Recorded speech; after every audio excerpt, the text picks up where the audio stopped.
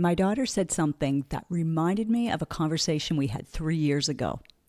Last month, I was in Toronto visiting Bree, and after a deeper conversation we had, I got thinking back to an episode we had recorded together on a previous visit.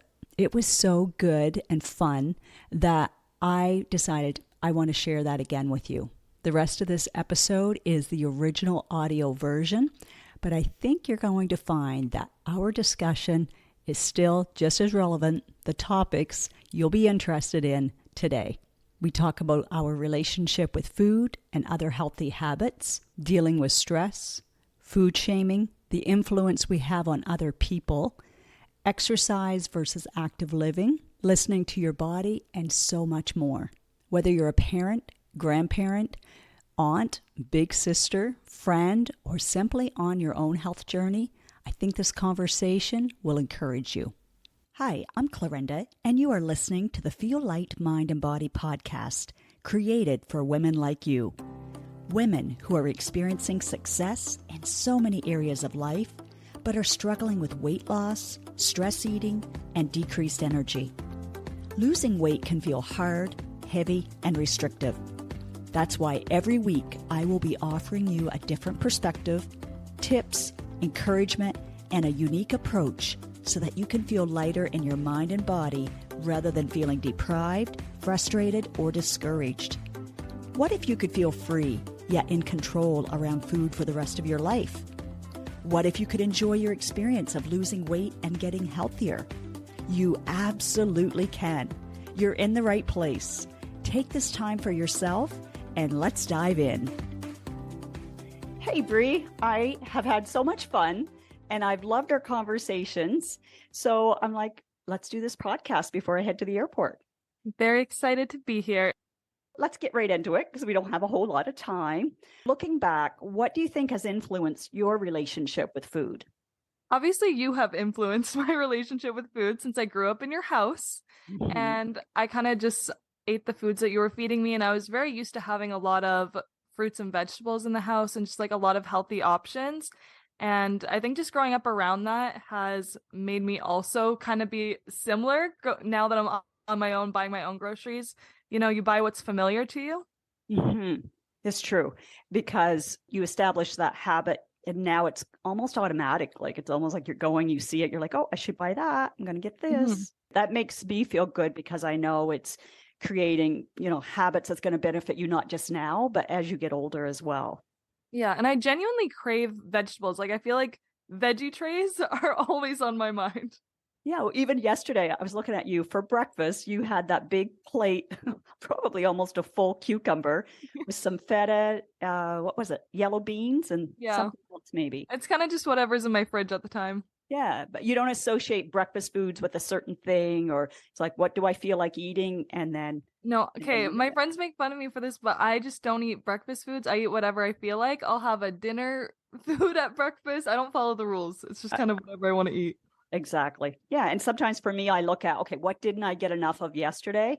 And then I'll start with that. And I mean, so many of the breakfast foods, whereas I grew up with, it was sugared cereal. So I really had a strong addiction, especially in university. Yeah. I would have sugared cereal, like honeycombs for supper. And I had all of that. So I think, well, first of all, when I got pregnant with you, I gained a lot because I was trying to make sure I ate everything. I didn't know what I know now, that my body was getting enough. I didn't need to overdo it one way or the other, but I wanted to make sure you were born super healthy. And so, yeah, you got lots of fruits and vegetables right through the placenta.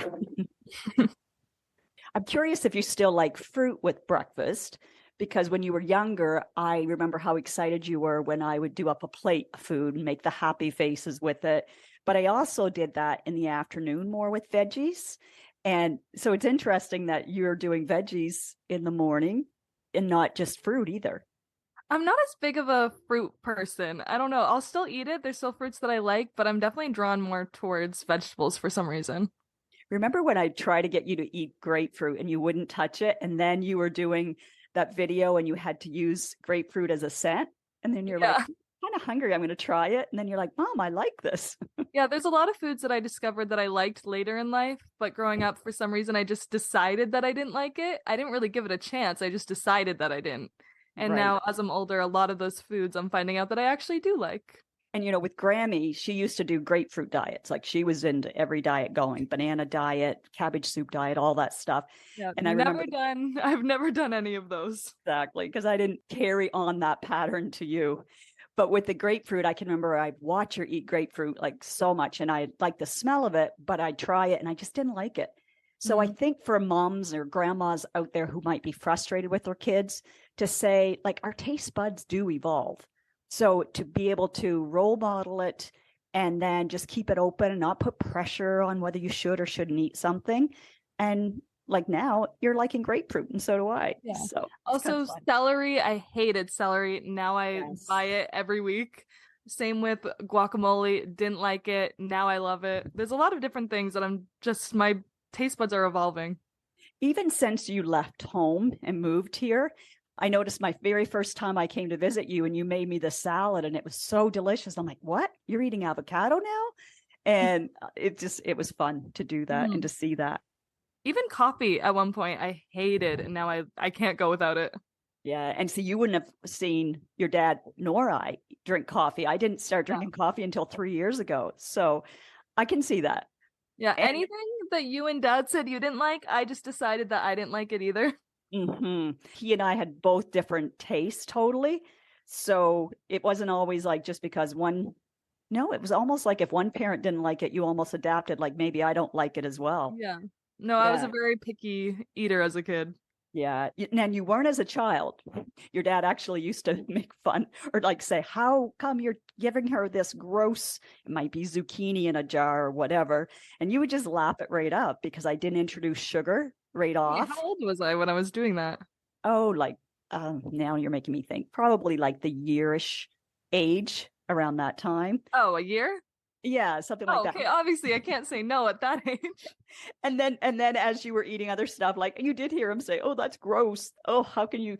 And then I think you started to also adapt a little bit more of a pickiness from that. Yeah, I remember dad would always say, I can tell I don't like it just by looking at it. And then I was like, oh, yeah, me too. I was like, I also have that superpower. Yeah, so I'm happy to see how that's all changed and evolved. And I really tried not to make it a big deal at all. Like it is what it is, just hoping that you would develop it as you went. As I tell some of my ladies, is it's more about what we're modeling than what we're saying. We can say all we want and tell you what to do, but if we're also not doing it, Mhm. then really even science and studies have shown there's low follow through on that from a child or Yeah. an I feel like even when a you're teen. younger, you really do just observe everyone around you and kind of copy what they do. That's why modeling is so important. If you grew up and it was the opposite, you can make choices like very intentionally. Like I made some choices, even though we always were told you had to have a bedtime snack and you had to eat first thing in the morning. I was like, really? So I think it's good to question some of the things that we were modeled to and say, is that really Mhm. true? And research it a little bit for ourselves. Yeah. One thing that I'm really thankful for is that you never labeled foods as good or bad. So I could still enjoy unhealthy foods without feeling guilty about it. Mhm. But it was just like I knew that those were the foods that you don't eat as a meal, you know? Right, right. Or it'd be like, okay, once in a while, yeah, we'll stop and have an ice cream, but it's not Yeah. something we did every day. But I never felt like, oh, this is bad that I'm eating this. Right. Yeah, there was no food shaming that would happen for sure. And again, intentional just to make sure. Another big shift for me, I think, in parenting is I never made you finish your food on your plate. I would put it in the fridge for when you were going to eat again and say, we're not going to waste it, but we'll put it in there. You don't have to eat if you don't want to eat right now. Whereas growing up, I was made to eat everything on my plate and not waste it. And Hmm. I mean, I get it looking back now because that's what was modeled for them because their grandparents had been through the Depression and it was very important for you to finish your plate. But doing so, I was adding in extra food and feeling stuffed when I didn't need to feel that way. Hmm. Yeah, obviously I needed to eat, but I think there's also a point of overeating that is not healthy and it just doesn't make you feel good. It makes me, when I overeat, my stomach hurts, I get tired. it's just not beneficial to finish my plate if my body's telling me not to. Exactly. Listening to our body, so I important. would get annoyed though sometimes when you'd make me eat the same food later. I'd be like, no, I want something new. That's right. And so I also tried to give you small servings so that it wasn't so much. Because, of course, as a kid, would you rather have something more sugary? Probably. Hmm. And so I would say, no, this is the nutritious food to eat now. And then if you're still hungry, then go for the ice cream. But Yeah. so yeah, I love that you learned to listen to your body and still do so now. Even when we were out the other day, I ate the full wrap that we had, the chicken souvlaki, because I was really hungry and I had worked out earlier probably. And you only ate half and brought the other half home. And And then I ate it when I got home. yeah, that's true. It wasn't that long and then you finished it off, but you just were like, okay, no, I feel enough right now and that's good. Yeah. And I'm a so, very slow eater and I love mm, eating in small portions for some reason. That's just what my body likes. mhm. Yeah, and it's obviously working for you. We are so individual, and I think that's what's so important, getting familiar with yourself. And I know Mhm. some of my listeners, I often hear when I do consults is, oh my gosh, I have no idea. I no longer can tell when I'm hungry, like truly hungry, or when I'm full. And Mm. that's why I know we've talked just a little bit, just for you to understand what I do is I help them reset their hunger hormones, their insulin, leptin, and ghrelin. And once that's reset, then that response comes back again, which is what you were able to continue as a teenager instead of Mhm. getting into the other bad habits. So there, we just saved you a couple of steps. You also never mentioned to me anything about calories or diet or the scale, which I'm very happy about because I've continued that. I've never calorie counted. I don't even own a scale. I don't track any of that. It's really just listening to my body. Yeah, and you maybe don't even know when I say macros and micros. Do you even know what No, I that have no means? idea what that means. Yeah. So even though I did that and learned that in personal training, especially maybe a little bit in nursing, but not really, Mhm. I was like, that's too much work. Let's tune in and listen to our body, make sure we've got our hormones the way they should be so that we can actually listen to our body and trust it. And then I use a hunger scale, which is so quick and easy for them to check in and see when they're hungry. And then they stop just before full. So just when Yeah. you're at enough. And And I that feel like really, the reason that I'm able to maintain the healthy eating that I do is because it is just my lifestyle. It's not a Mhm. diet that I'm thinking about all the time. It's just habit at this point. It's true. You've never gone on some crazy, I've never had to say, Brie, that's so not healthy. Like, Yeah. please don't do that. Like, whatever you're doing because you know you can do this for a lifetime. Hmm. And yeah, you're able to maintain. And I love that you have a healthy body image. I mean, we all have our doubts and all of that. I'm not saying that that never pops up for us, but we don't dwell on it or make it a big deal. We accept ourselves as healthy and strong and able to do it. And whatever we want to do for our activity of daily living. And that's great. Hmm. So, what do you do for activity now? Like, I'm curious about that. Maybe tell what you were used to seeing from me or maybe your dad, and then what you do now. Okay, you definitely work out a lot more than me. I have not maybe followed in your footsteps as much in that particular area. Um, I try and go to the gym. I'm not super consistent with it. What I like to do is just walk everywhere. I live in Toronto, so it's a big city. So if there's a restaurant that I'm meeting my friends at, maybe it's a 50-minute walk, I will just walk there. So I kind of get my exercise just from walking around the city and doing different like activities. If my friends want to go kayaking or biking, I'm always very excited to do those things. But for some reason, I have a very hard time sticking to a gym schedule. Mm-hmm. Maybe if I'm watching a show that I like or something, I can, put down the mat and do a couple exercises. I can't commit to the gym for some reason. I've tried it, I don't know. Yeah, and I've been enjoying your gym while I've been visiting and going down, and it does have a lot of great options. So maybe the next time I come up, if you want to, I can show you a couple of things that if you want to. I find if you just say, I'm going to do it for 15 minutes, even, and you Mhm. add in something new See, and you're doing it because you want to be strong, that's the important thing. I was able to do that for about a month and a half. And then once I went a week without going, especially traveling just gets me really off my Mm. schedule. And then once my gym schedule's like out the door or out the window, I just can't get back on it. Okay, we'll talk about that. So that is a little bit of all or nothing thinking, and Yeah. that's interesting. Yeah, I haven't figured out that area fully yet. Okay. We've really never had conversations too much about that. So that'll be the next visit or our next FaceTime. Yeah.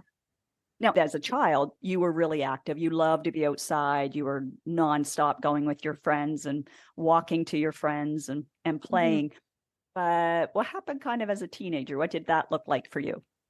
Yeah, as a teenager, definitely wasn't as active. I kind of just brought my phone and my laptop into my room and closed the door. Hmm. And that was my teen years. Yeah, I think you just, again, didn't really see the value of it. Yeah. And yeah, and so it's I just think something, again, I viewed working out as a way to, lose weight, and I just had a teenage body, so I didn't see any benefit to me doing it. I didn't realize all the benefits that come along with it, the mental health benefits, the becoming strong. I never viewed it that way. So to me, right. there was no point.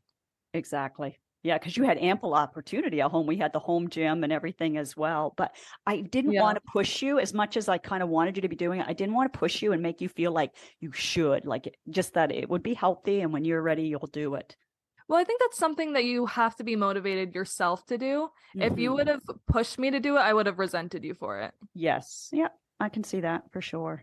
Another thing I've noticed since being here is a couple of journals and also noticing that you post about gratitude or about journaling and how it's helped you. So I'd love to hear what the shift is because I had bought different ones when you were a teenager. Maybe it was just a teenager mindset, or maybe there's something else that you know has made a difference for you. I think living on my own has made me find different ways to deal with stress or being overwhelmed. And I have just kind of gravitated towards journaling a lot. I use it Hmm. just to brain dump when I'm really overwhelmed, and I'll just start writing. And I never look back at it. I think I'm kind of scared to look back at my old journal entries because it is just like therapy for me almost. I Hmm. probably have 6 or 7 journals around this apartment now. I love picking it up, going to a park, maybe journaling or first thing in the morning. Sometimes I'll write what I'm thankful for. Sometimes it's just a lot of stress and rambling, but Hmm. it's just kind of like a friend to turn to almost. Yeah, yeah. And I noticed you said when we were talking about it quickly last night that it's like more of a brain dump instead of using the prompts. And a lot of the journals I had bought you, I think, were more prompting, like Yeah, little I prompts. still am not really that drawn to the prompted ones because for me, I'm feeling overwhelmed and I already know what I want to write about. So I just want Hmm. a blank page that I can fill. Hmm. Yeah. And the other thing that's really therapeutic, I don't know if I've ever told you, but just to do that brain dump and then don't go back and reread it because then you're just putting it back into your mind again. Mhm. Literally rip it up, especially if it's something like you just want to like let go of, See, rip it I up do and that throw it out. where I'll do the brain dump and I won't look back at it, but eventually I Hmm. think I want to. There's some brain dumps that I probably wrote 3 years ago that I haven't looked back at, but part of me kind of wants to go back and just see what I was so stressed at that time. It's true. It's kind of like finding an old to-do list and then you look at it and you're like, whoa, okay, I Yeah. ended up getting all that done. And for you to see the growth, there's definitely some value in that. I feel like it could also put things in perspective because maybe when I was writing those things, it felt like the end of the world. Now Yes. looking back, I might be like, oh, that did not matter. Yeah, yeah. It was more drama at the time. And I go back to what my mom said to me so many times, this too shall pass. And then when you go back and see it, it's kind of a confirmation and Yeah. confidence that yes, this too will pass and something else will replace it and I'll get through it. Yeah. Yeah. Awesome. Okay, well, I just glanced at the time and I've got to get in the Uber and get to the airport. So, and I want to have time to give you a big hug. But Yes. thank I'll you. come out of my room and I will give you a hug. Okay. Yeah, we were in opposite rooms doing this right now. So that which is funny. So we don't hear each other. Okay. Thank you so much. And we'll do it again. Okay, sounds good. All right. Thanks for having me. Editing this later, it's 2 days later, just makes me feel a little bit lonesome, but it also makes me smile. We had such a great time and such a good conversation. And you got quite a rushed version as we just quickly put it together. But you know what? We would have had time later because if you follow me on any social media, you'll know that I was delayed 4 times and then it was finally canceled. I ended up back at Breeze at midnight. Luckily, she wasn't flying out anywhere. So we made the most of it, and we actually had such a great day. I was supposed to be rebooked for the next morning at 9:30, and I'm like, no, if I'm Ubering again, I'm going to make this worthwhile. And I changed the flight with no cost to me because it was their problem. And so it was 5:45. So we had an extra day, which was a total gift. And we could have taken that time to re-record the podcast because honestly, I finished it and basically ran out the door to get the Uber. And so I hadn't even listened until that next morning when I checked just to make sure the audio was okay. But it's like, no, perfectionist brain, which tends to happen with me, it's okay. And there'll be enough value that someone is going to be encouraged. So I am curious if there's anyone that found like, oh, this was very important, or I really needed to hear that. I needed that encouragement. I kept thinking of the moms or grams or whoever you have an influence on. You might be concerned that, am I being a good enough role model? And we have to be careful of that. We don't want to feel like we're not enough, but we also can be honest and say, I can see, and now Brie has just demonstrated the power of being a positive role model, a healthy role model. And so I think it's a good chance for all of us to reflect. Looking back, I know things now that I didn't know when she was a teenager. In fact, when she moved to Toronto, I realize now she moved in March, and I didn't even create the Feel Light Mind and Body course until that fall. So it was interesting to note that she didn't really know what I was talking about. I didn't get into, if you follow me and know that I talk about your circumstance and then your thoughts and your feelings and your actions, and that's what creates your results. I didn't go into that with her because I'm realizing, oh yeah, she doesn't know that. So that's going to be fun for a future conversation. So it's not meant for you to beat yourself up thinking, oh, I have failed, I have done this. I think any time is the best time to start. Like, it doesn't matter what age or stage, whether your child is now 40 years old, you making and creating healthier habits, it's going to inspire them along with anyone else in your circle. As you develop a skill set in learning how to manage your mind, manage your thoughts, your emotions, and take the actions that you know you really want to take, but for some reason, you just can't make yourself do it. Those are the things that you can start. Start simple. Just start basic. And one way you can do that is I have a free short course. It's a mini course, 5 short videos. It's called 5 Steps So Your Clothes Feel Looser. So I'm going to link that up in the description as well as in the show notes. I recommend that be your very first step. We're keeping it simple and we're just taking an action step. I want to thank you for listening and making it until the end. And just know that I'll see you here next week on Tuesday for a brand new episode. Now, do yourself the biggest favor. From love, take at least one action step from what you learned today. Knowledge without application won't give you the results that you desire. Let me know on Instagram, Facebook, LinkedIn, wherever, what you are choosing to do and when. And yes, please leave a podcast review wherever you are listening to this. When people read your words and can see themselves in them, then you are contributing to women empowering other women. And that feels amazing. You just might change or save a life today.